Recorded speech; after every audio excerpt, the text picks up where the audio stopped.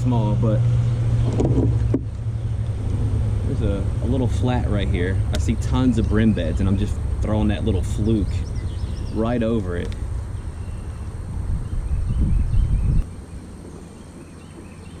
$74. Fish number 1.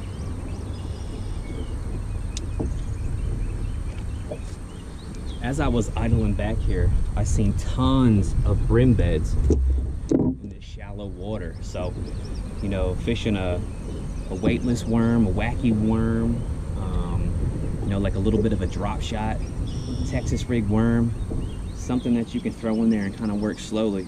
If you see bass busting in these shallow locations, they're probably feeding up on those bluegill.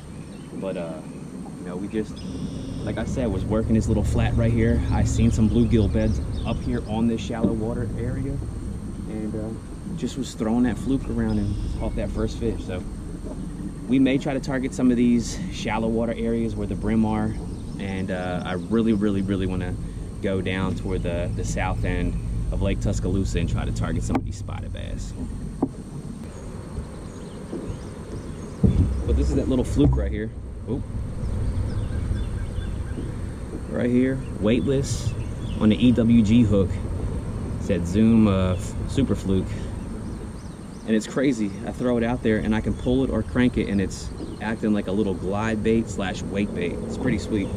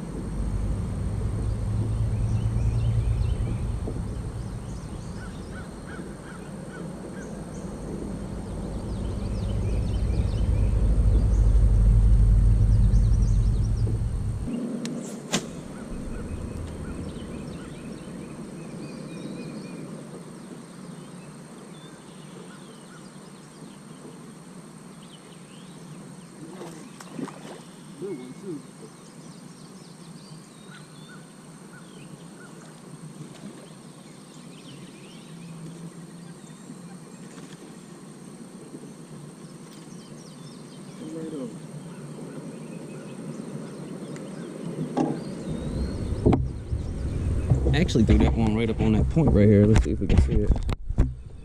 It's a little bit loose. Right here, there's a small little point right here, a little bit of vegetation right here. I came through that vegetation and hit about right here. So on that small little fluke up in some shallow vegetation around, you know, those brim beds, you know, could play out pretty good. This is just a little bit bigger than that one there, and it was kind of like the same area, which is pretty neat.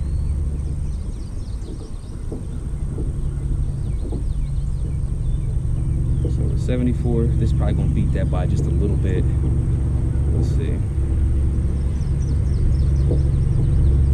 1.03. So we got a 1-pounder. He's a keeper too. Like he's over 12 inches. Right there, using that fluke.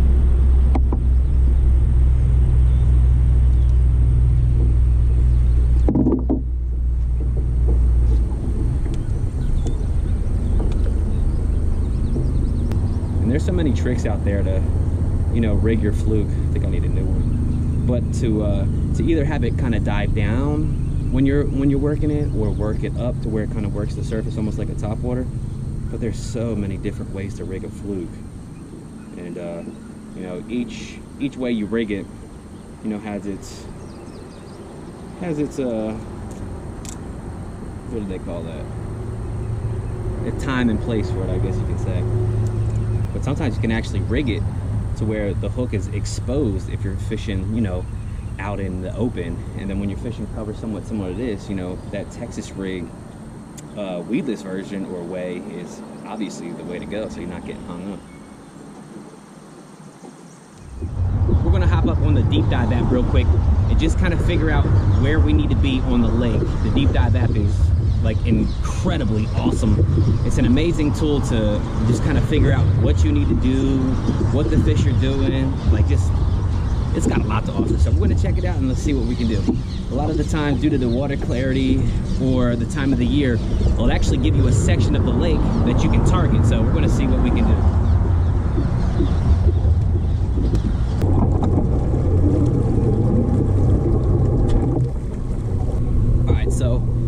As I looked up everything on the deep dive app that kind of corresponded with Lake Tuscaloosa, deep water, clear water, spotted bass, offshore, summertime pattern with the water temperature being about 80 plus, and channel swing banks, and anything on the main lake could be a hump, it could be a rock pile, it could be docks over like deeper water, and we're going to try all those techniques. We're pulling up to a main lake point right now, and we're going to see if we can get bit here. Now, with on that app, it's got Lake Tuscaloosa marked off on 3 different sections, and it actually said the lower section. So this is about midsection here. So we're going to try some of these points real quick first, and then kind of work our way down that way.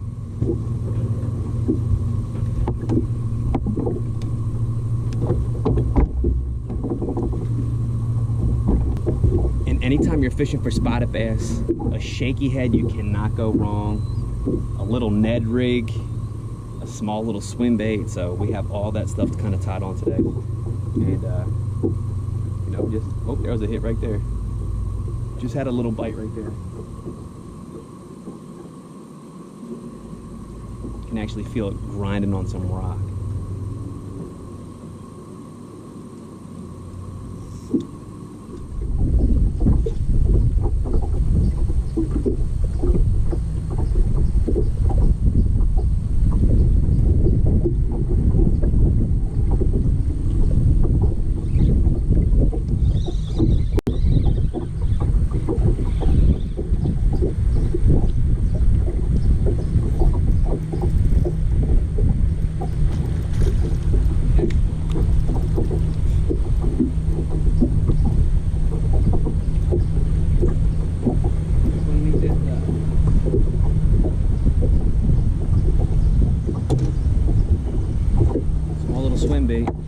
Main lake, right out in front of one of these docks. He actually had a bunch of his little friends swimming up to the boat behind him. But he's probably not even a pound. We're going to get down a little bit lower. I just wanted to try this channel swing right here with all these really good docks that had deep water and rock on them. So we'll see. 77. Cool.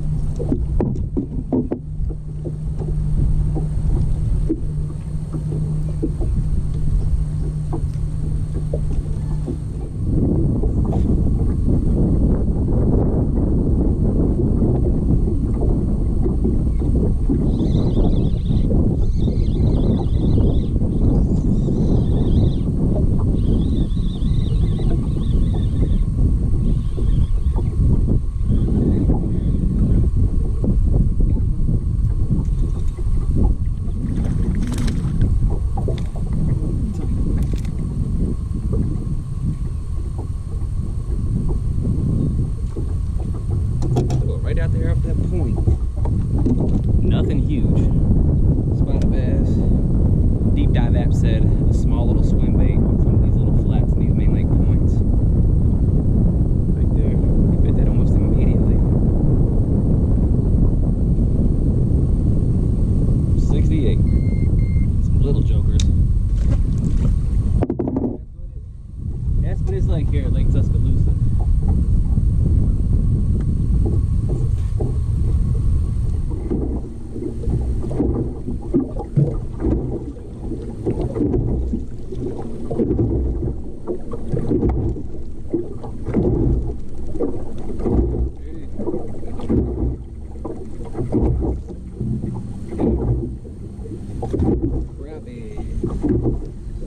That's what it is right there.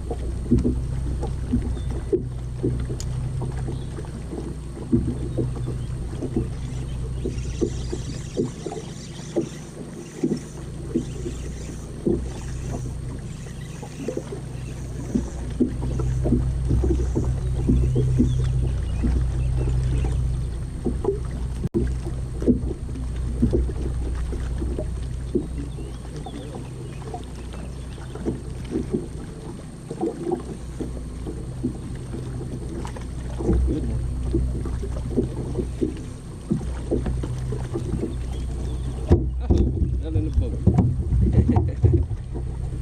Take it easy, buddy. Take it easy. Main Lake Point, a good spot. Look how long he is. He don't weigh much. Oops, sorry, dude. He actually spit up cicadas. He spit up like 3 or 4 cicadas. Yeah. There they go right there. 1, 2, 3. So you're looking for a spotted bass bait. Fish cicadas. Main Lake Point.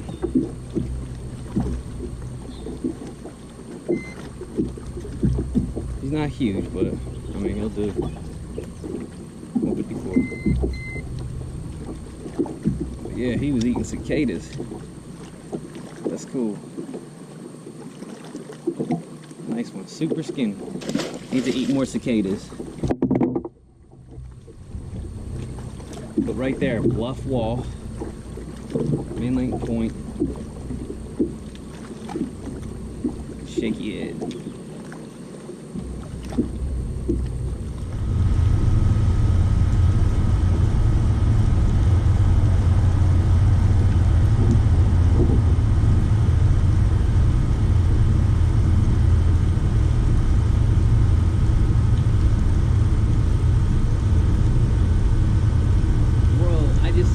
Huge spotted bass that come up and try to get this lure.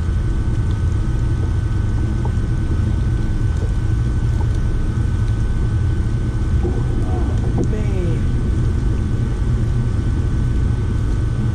Why did he eat that? Dude.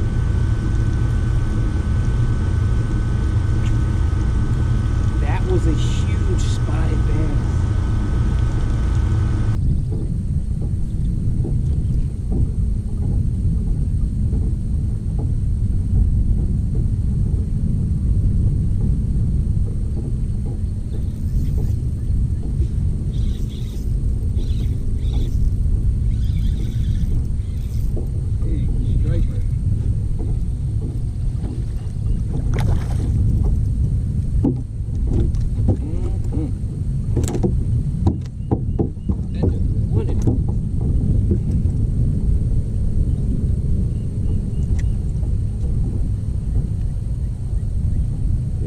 Tuscaloosa.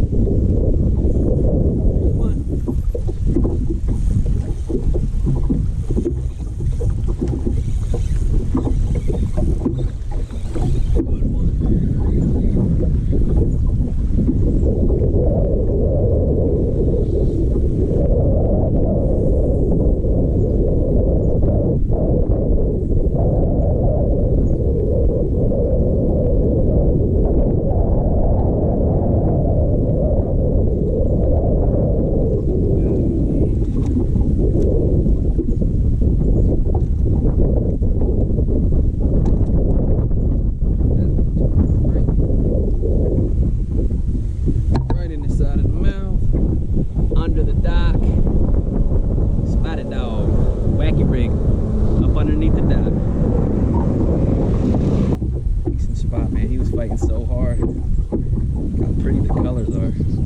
So pretty.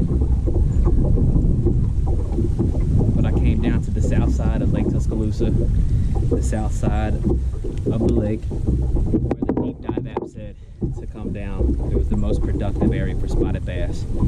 And the #1 bait that it selected was a wacky rig, and to skip it around cover. And one of the pieces of cover was the docks. So done it before in the summertime, especially when it's super sunny out. It usually gets really good. As you can see, it's overcast right now, so a lot of the times that sun will position those fish. and you can usually catch them pretty good up underneath of a dock, kind of just like that.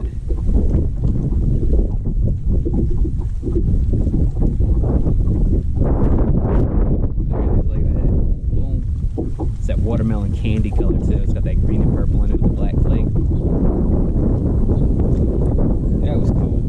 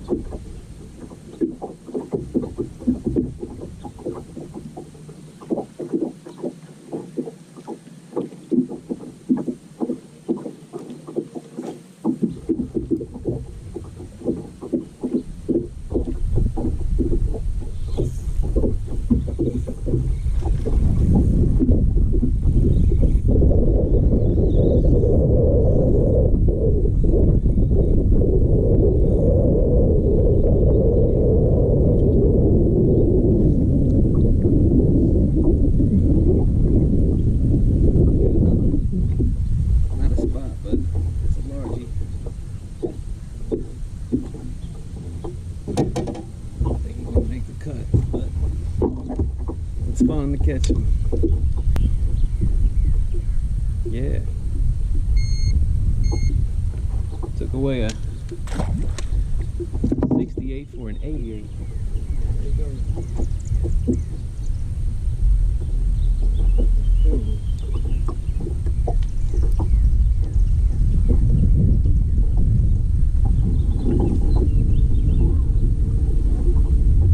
Thought I saw his friend up here by the boat.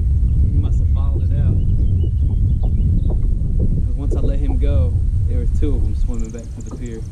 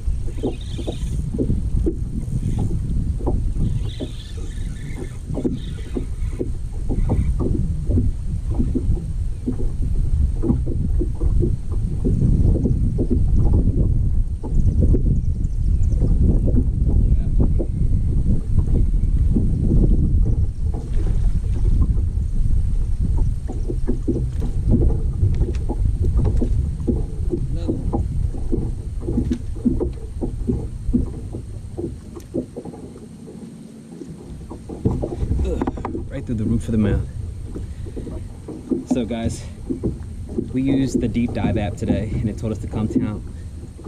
So we used the deep dive app today and it told us to come down to the lower end and target some structure in deep water close to the main lake.